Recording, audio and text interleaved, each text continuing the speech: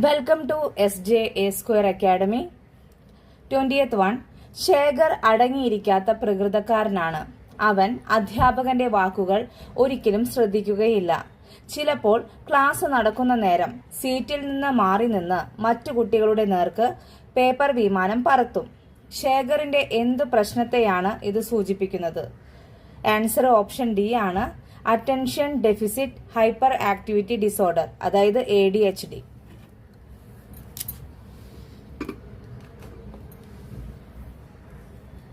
അപ്പൊ ADHDയുടെ full form ഓർത്തു വെക്കുക, attention deficit hyper activity disorder.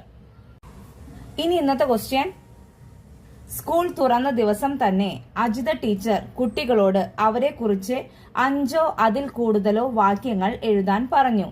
Teacher ഈ പ്രവർത്തനം നൽകിയത് ഓപ്ഷൻ എ കുട്ടികളുടെ താമസ പ്രദേശം അറിയാൻ വേണ്ടി, ഓപ്ഷൻ ബി കുട്ടികളുടെ രക്ഷിതാക്കളെ അറിയാൻ വേണ്ടി, ഓപ്ഷൻ സി എഴുതുമ്പോഴുള്ള അക്ഷരത്തെറ്റ് മനസ്സിലാക്കാൻ വേണ്ടി, ഓപ്ഷൻ ഡി കുട്ടിയുടെ സാമൂഹ്യ പശ്ചാത്തലം, കുട്ടിയുടെ പ്രവേശിത നിലവാരം എന്നിവ മനസ്സിലാക്കാൻ വേണ്ടി.